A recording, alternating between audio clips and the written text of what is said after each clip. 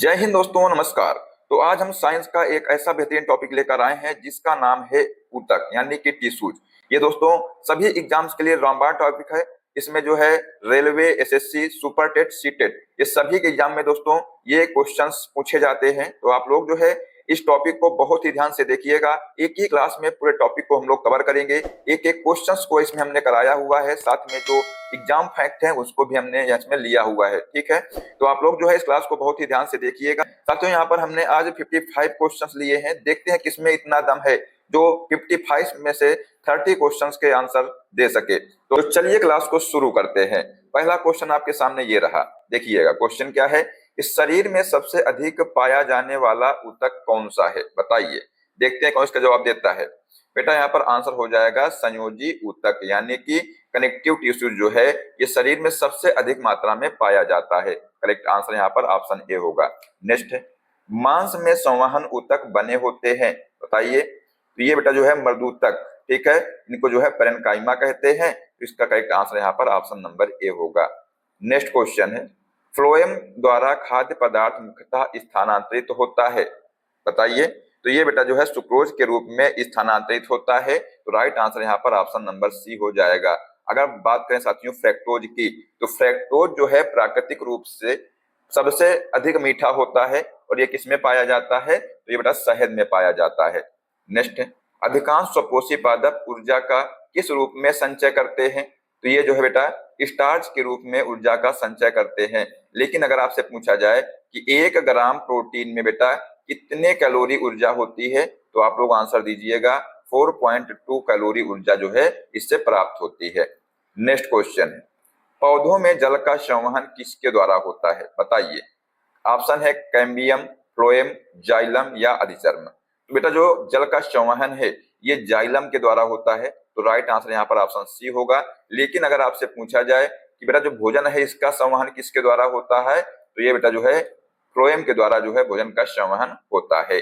Cambium बेटा एक ऊतक है जो पौधे के विकास में सहायक होता है। तो ये भी आप लोग ध्यान रखिएगा। नेक्स्ट क्वेश्चन, पौधे का वह भाग जो पानी एवं विलेयों को जड़ों से पौधों के अनेक भागों में ले जाता है वह है, बेटा वह क्या है, बताइए। राइट आंसर हो जाएगा जाइलम जो है ये जड़ों से जो है पानी को अन्य भागों में ले जाता है। नेक्स्ट क्वेश्चन है, पौधों में जल की ऊपर की ओर गति कहलाती है, क्या कहलाती है। जब जो है पौधे में जल जड़ों से ऊपर की ओर गति करता है इसको क्या कहते हैं, बेटा इसको जो है रसारोहण कहते हैं। ऑप्शन नंबर डी यहाँ पर करेक्ट हो जाएगा। पत्तियों में बेटा स्टोमेटा यानी कि जो रंध्र होते हैं, रंध्र इसमें पाए जाते हैं जिसके द्वारा वाष्पोत्सर्जन की क्रिया होती है। वाष्पोत्सर्जन की दर को बेटा फोटोमीटर से मापा जाता है। तो ये आप लोग इसमें स्टार लगाइएगा, एग्जाम में क्वेश्चन यहाँ से बनेगा। अगला क्वेश्चन है, पौधों की लंबाई में वृद्धि के लिए आवश्यक नहीं है, बताइए क्या आवश्यक नहीं है बेटा यहाँ पर। तो यहाँ पर जो है सोडियम आवश्यक नहीं है। तो राइट आंसर यहाँ पर हो जाएगा option number A.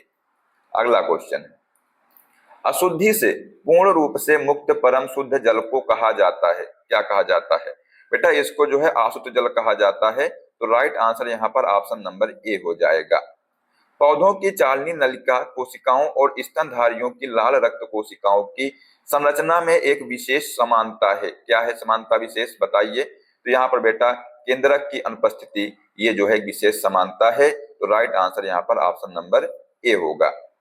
Next question है, निम्नलिखित में से किस एक भारतीय वैज्ञानिक ने पादपों में जल के लंबी दूरी के अधिगमन का सिद्धांत प्रस्तावित किया था, बताइए। बेटा इसका आंसर यहाँ पर हो जाएगा ऑप्शन नंबर ए जेसी बोस ने, मतलब कि जगदीश चंद्र बोस ने जो है इसको प्रस्तावित किया था। अगर बात करें पीसी महेश्वरी की, तो इन्होंने जो है आवृतबीजी का परख नली निषेचन तकनीकी दिया था। बेटा इसको आप लोग स्टार लगाइएगा। नेक्स्ट क्वेश्चन है, संवहनी पौधों में पानी ऊपर किससे जाता है, बताइए किससे जाता है पानी ऊपर। बेटा आंसर हो जाएगा जाइलम टिश्यू से जो है पानी ऊपर जाता है।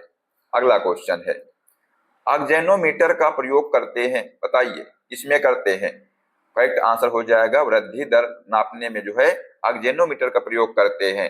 अगर साथियों आपसे पूछा जाए जो ऑक्जेनोमीटर है इसका आविष्कार किसने किया था, तो जगदीश चंद्र बोस यानी कि जेसी बोस ने जो है इसका आविष्कार किया था।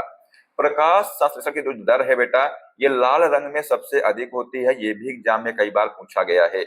और बोस ने जो है क्रेस्कोग्राफ का आविष्कार किया था, ये भी आप लोग ध्यान रखिएगा। नेक्स्ट क्वेश्चन, किस ऊतक के नख, खुर और सींग बने होते हैं? बताइए, जो नाखून होते हैं या जो जानवरों के खुर होते हैं या सींग होते हैं, वो किस ऊतक के बने होते हैं? बताइए बेटा, आंसर हो जाएगा केरोटीन के बने होते हैं। तो राइट आंसर यहाँ पर ऑप्शन नंबर सी होगा। नेक्स्ट क्वेश्चन है, हमारे शरीर में कुल कितनी मांसपेशियां होती हैं? बताइए, कितनी मांसपेशियां होती हैं? बेटा 639 मांसपेशियां होती हैं हमारे शरीर में। तो राइट आंसर यहाँ पर ऑप्शन नंबर बी हो जाएगा। चालनी पट्टिका किसका एक भाग है? बताइए, जो चालनी पट्टिका है बेटा, ये किसका एक भाग है? राइट आंसर हो जाएगा कोशवाह है, यानी कि फ्लोएम का जो है एक भाग है। पौधे में जल एवं खनिज लवण का जो संवहन बेटा है, ये जाइलम के द्वारा होता है, हमने आपको बताया है। वहीं पर जो फ्लोएम है, फ्लोएम के द्वारा पौधों में जो है भोज्य पदार्थ का संवहन होता है। नेक्स्ट क्वेश्चन, जल संवर्धन विधियों से पादप उगाने की प्रणाली को कहते हैं, क्या कहते हैं? बेटा इसको जो है जल संवर्धन कहते हैं। तो राइट आंसर यहाँ पर ऑप्शन सी होगा। नेक्स्ट है, द्विबीज तने में दारू, इसको बेटा जाइलम कहते हैं, और पोषवाह इसको फ्लोएम कहते हैं। इसके बीच उपस्थित परत है, इसको क्या कहते हैं? बेटा इसको जो है बताइए क्या कहते हैं? कैम्बियम कहते हैं। तो राइट आंसर यहाँ पर ऑप्शन ए होगा। नेक्स्ट क्वेश्चन है, पर्णांगों यानी दोस्तों फन में दारू मतलब जाइलम है। बताइए जाइलम क्या है? बेटा ये जो है बाह्य आदि दारू कहे। करेक्ट आंसर यहाँ पर ऑप्शन नंबर सी होगा। नेक्स्ट क्वेश्चन, पोषवाह फ्लोएम का दूसरा नाम है, दूसरा नाम क्या है? बेटा जो पोषवाह यानी जो फ्लोएम है, इसका दूसरा नाम है बास्ट, इसको बेटा बास्ट कहते हैं। जो जाइलम है, जाइलम को दारू कहते हैं। नेक्स्ट, ऊतक जन किसके द्वारा बाह्य त्वचा बनती है? वह क्या है बेटा? तो वह जो है त्वचा जन है। करेक्ट आंसर ऑप्शन ए होगा।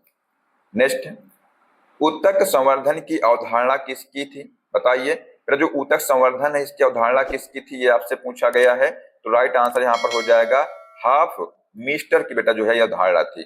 ठीक है, अगला क्वेश्चन देखते हैं। बेटा यहाँ पर क्वेश्चन नंबर 23 है, पर ये ध्यान से क्या है क्वेश्चन। कथन एक दिया है कि सम्मिश्र ऊतक एक से अधिक प्रकार की कोशिकाओं से बनता है। कथन बेटा 2 में दिया हुआ है, यहाँ पर कथन है, कथन नहीं है। ठीक है, कथन 2 दिया है बेटा कि विभाज्योतक यानी कि मेरिस्टेम स्थायी ऊतक के उदाहरण है। बताइए बेटा इसमें कौन सा कथन सही है? बेटा यहाँ पर देखिए कथन 1 और 2 दोनों सही हैं। तो राइट आंसर बेटा यहाँ पर ऑप्शन नंबर सी हो जाएगा। अगला क्वेश्चन,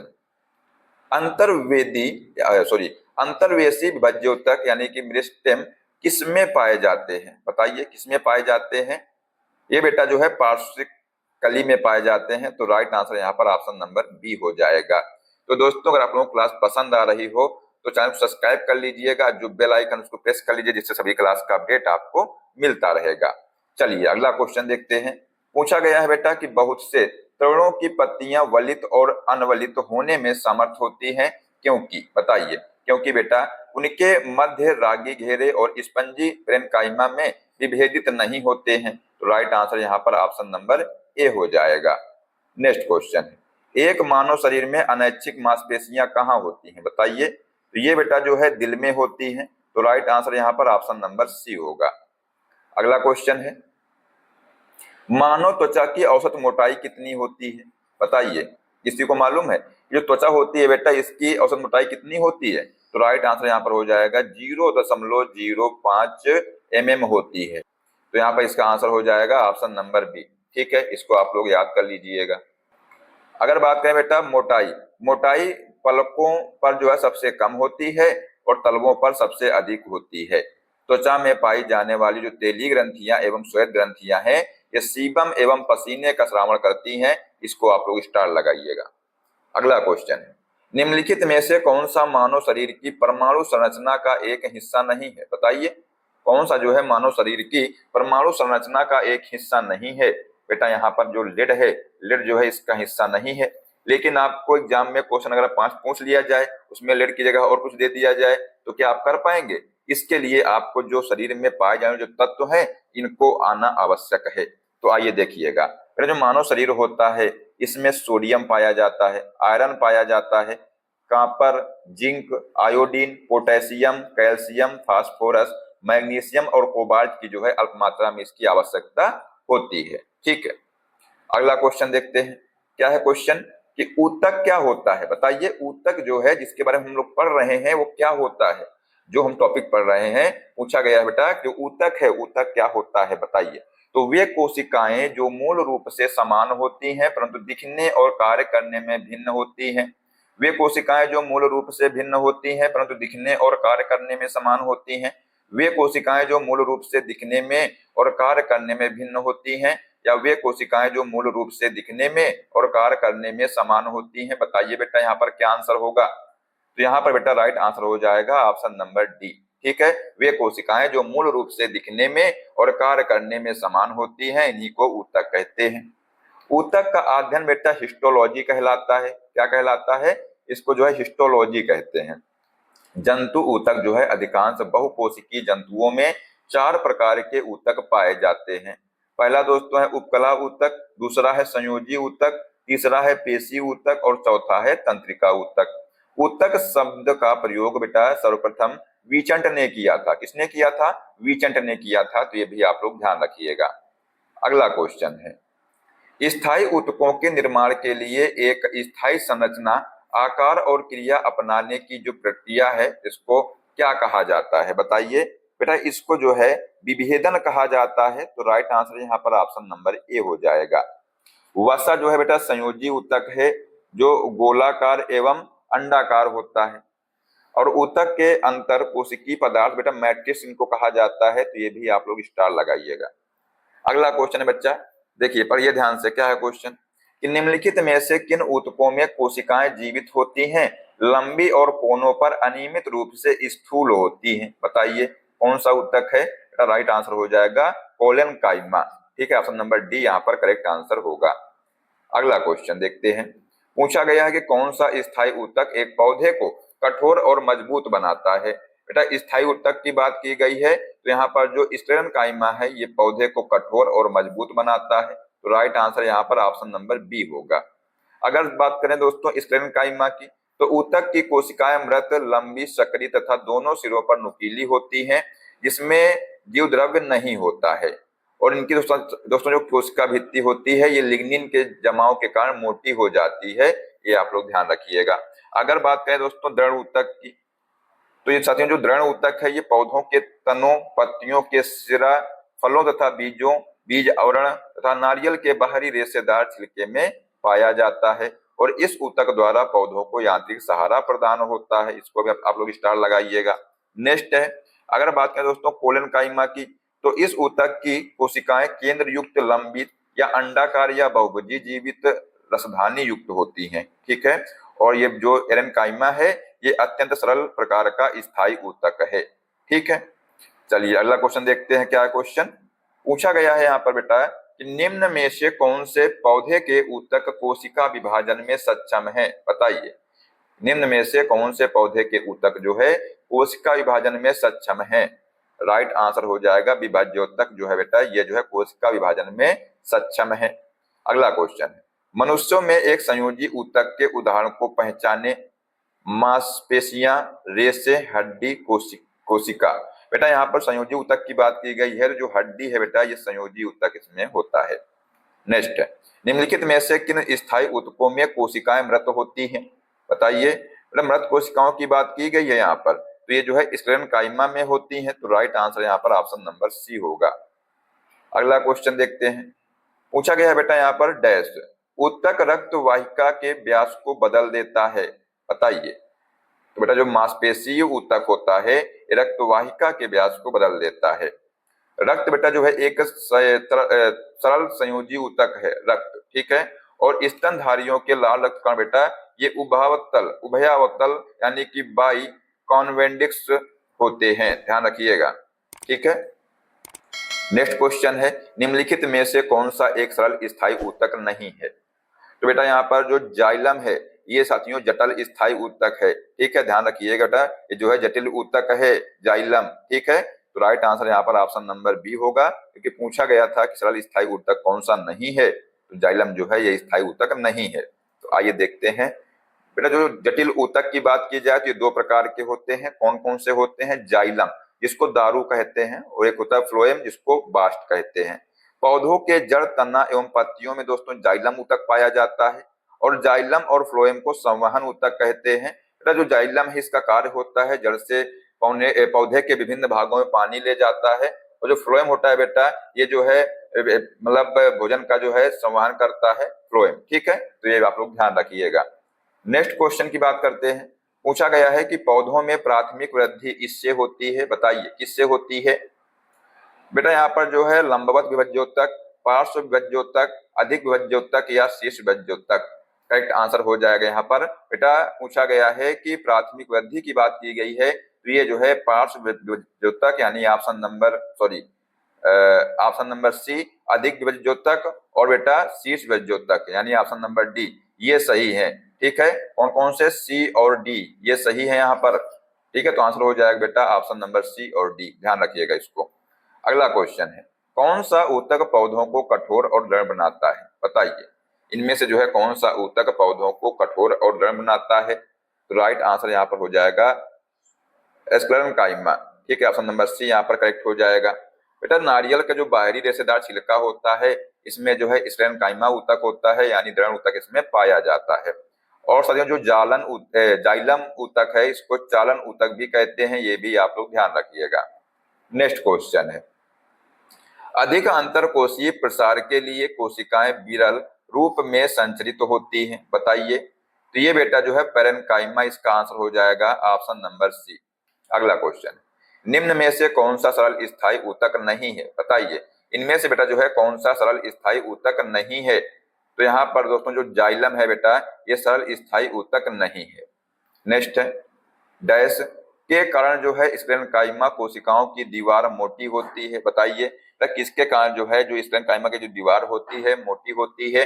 तो आंसर हो जाएगा लिग्निन के जमाव के कारण, हमने इसको बताया है पीछे। ठीक है, अगला क्वेश्चन है, एक जटिल स्थायी ऊतक है, कौन सा है? जाइलम जो है एक जटिल स्थायी ऊतक है, और एक कौन सा है? फ्लोएम है। ठीक है, ये साथियों जो जटिल स्थायी ऊतक कौन से हैं? सिर्फ दो हैं, कौन कौन से? जाइलम और फ्लोएम। अगला क्वेश्चन, कौन सा ऊतक पौधों के प्रकाश संश्लेषण हिस्सों से सामग्री के परिवहन में मदद करता है? राइट आंसर हो जाएगा फ्लोएम। ठीक है, स्क्लेरेंकाइमा में कोशिका भित्ति डैश के कारण मोटी हो जाती है, तो यहाँ पर आंसर हो जाएगा लिग्निन के कारण दोस्तों जो है मोटी हो जाती है। ठीक है, अगला क्वेश्चन है, निम्न में से कौन सा ऊतक कोशिका विभाजन में सक्षम है? बताइए बेटा आंसर हो जाएगा विभज्योतक, नाम से ही मालूम चल रहा है बेटा जो है विभज्योतक यानी विभाजित करता है, यानी कि इसका विभाजन होता है। ठीक है, तो पूछा गया था कि ऊतक कोशिका विभाजन में सक्षम कौन सा है? राइट आंसर यहाँ पर ऑप्शन नंबर डी होगा। नेक्स्ट, मरुस्थलीय पौधे में उपचर्म यानी एपिडर्मिस पर एक मोटी कोमल बाहरी परत होती है जिसे डैश कहते हैं, क्या कहते हैं बेटा इसको? तो ये इसको जो है क्यूटिन कहते हैं। ठीक है, ध्यान रखिएगा ऑप्शन नंबर सी यहाँ पर राइट होगा। अगला क्वेश्चन है, निम्नलिखित में से कौन से ऊतक का अंतरकोशीय क्षेत्र बड़ा होता है? बताइए कौन से ऊतक का बेटा जो है अंतरकोशीय क्षेत्र बड़ा होता है? तो राइट आंसर यहाँ पर हो जाएगा पेरेन्काइमा, ऑप्शन नंबर ए बेटा इसका राइट आंसर हो जाएगा। ठीक है, चलिए अगला क्वेश्चन देखते हैं। पूछा गया था बेटा कि जंतु कोशिकाओं में वृक्क को यांत्रिक समर्थन प्रदान करने के लिए डैश एपिथीलियम इसकी आंतरिक परत निर्मित करता है, बताइए। करेक्ट आंसर होगा यहाँ पर आयत फलकी यानी क्यूबाइडल, तो राइट आंसर यहाँ पर हो जाएगा ऑप्शन नंबर डी। आइए कुछ देखते हैं इसके बारे में, क्या पॉइंट आपको याद करने हैं, क्या पॉइंट आपको आने चाहिए।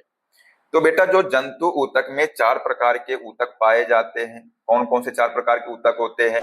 एपिथेलियम ऊतक, संयोजी ऊतक, पेशी ऊतक और तंत्रिका ऊतक, ये जो है 4 प्रकार के ऊतक इसमें पाए जाते हैं। अगर बात करें बेटा एपिथेलियम ऊतक की, ये सामान्यतः 4 प्रकार के होते हैं। कौन कौन से 4 प्रकार होते हैं? तो सल्की या सल्काभ एपिथेलियम, स्तंभाकार एपिथेलियम, क्यूबाइडल एपिथेलियम और पच्छाभी या पच्छमल एपिथेलियम, ये बेटा जो है 4 प्रकार के इसमें ऊतक पाए जाते हैं, तो यहाँ पर इसका आंसर ऑप्शन नंबर डी होगा। ठीक है, नेक्स्ट क्वेश्चन, नारियल की छाल का निर्माण किस ऊतक द्वारा होता है? ये एग्जाम में क्वेश्चन कई बार पूछा गया है, बताइए। तो राइट आंसर हो जाएगा यहाँ पर बेटा जो स्क्लेरेंकाइमा है, स्क्लेरेंकाइमा में जो है नारियल की छाल का निर्माण होता है, तो ऑप्शन नंबर डी यहाँ पर करेक्ट हो जाएगा। अगला क्वेश्चन है, डैश ऊतक का निर्माण मृत कोशिकाओं के संयोजन से होता है। बताइए किस ऊतक का निर्माण बेटा जो है मृत कोशिकाओं के संयोजन से होता है। यहाँ पर बेटा राइट आंसर हो जाएगा ऑप्शन नंबर ए, स्क्लेरेनकाइमा ऊतक का निर्माण जो है मृत कोशिकाओं के संयोजन से होता है। ठीक है, ध्यान रखिएगा, ऑप्शन नंबर ए इसका राइट आंसर होगा। अगर बेटा बात करें स्क्लेरेनकाइमा की, तो जो स्क्लेरेनकाइमा ऊतक की जो भित्तियां हैं ये मोटी होती हैं। कैसी होती हैं? मोटी होती हैं।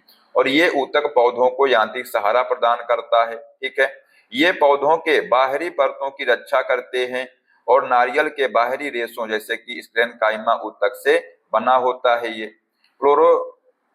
क्लोरेनेकाइमा को हरित ऊतक भी कहते हैं। क्या कहते हैं बेटा इसको? जो क्लोरेनकाइमा होता है इसको हरित ऊतक कहते हैं। और बेटा जो कोलेनकाइमा ऊतक की जो कोशिकाएं हैं केंद्रक युक्त यानी कि लंबी अंडाकार या बहुभुजी जीवन तथा रसधानी युक्त होती है। ठीक है, ध्यान रखिएगा।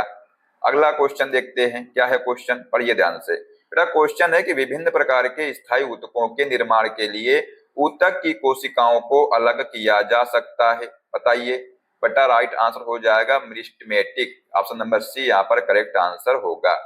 नेक्स्ट है डैश, ऊतक हमारे मुंह की आंतरिक स्तर को बनाता है। बताइए, तो यहाँ पर बेटा इसका आंसर हो जाएगा ऑप्शन नंबर सी, सरल स्क्वैमस एपिथेलियम। ठीक है, ऑप्शन नंबर सी इसका करेक्ट आंसर हो जाएगा। नेक्स्ट दोस्तों क्वेश्चन है कि त्वचा के नीचे और आंतरिक अंगों के बीच डैश ऊतक बनता है। कौन सा ऊतक बनता है? आंसर होगा वसा ऊतक बनता है। तो यहाँ पर जिसने इसका आंसर बी दिया है उसका यहाँ पर बेटा राइट आंसर हो जाएगा। तो यहाँ पर साथियों हमने जो है आसान से लेकर के कठिन लेवल तक जितने क्वेश्चन बनते थे ऊतक से सारे क्वेश्चंस को इसमें करा दिया है। तो इससे बाहर जो है आपके एग्जाम में ऊतक से क्वेश्चन नहीं पूछा जाएगा। तो यहाँ पर साथियों इनको आप लोग अच्छे से तैयार कर लीजिएगा। अब आइए आपका एक टेस्ट लेते हैं। क्वेश्चन बेटा है कि पौधों में जल का संवहन किसके द्वारा होता है? ऑप्शन बेटा है कैम्बियम, फ्लोएम, जाइलम या अधिचर्म। इसका बेटा जो राइट आंसर है आप लोग बताइए कमेंट बॉक्स में क्या होगा। और अगर आप लोग क्लास पसंद आई हो इसको लाइक कर दीजिएगा, साथ में दोस्तों को शेयर कर दीजिएगा। और अगर आप लोग चैनल पर पहली बार आए हैं तो सब्सक्राइब कर लीजिएगा, जो बेल आइकन उसको प्रेस कर लीजिएगा। अगर आप लोगों को पीडीएफ चाहिए तो डिस्क्रिप्शन में टेलीग्राम लिंक हमने दे दिया है, उसको ज्वाइन कर लीजिए और वहां पे जो है आप लोग इस क्लास की पीडीएफ को ले सकते हैं वहां से। ठीक है, तो बेटा मिलते हैं अगली क्लास में। जय हिंद, जय भारत, वंदे मातरम।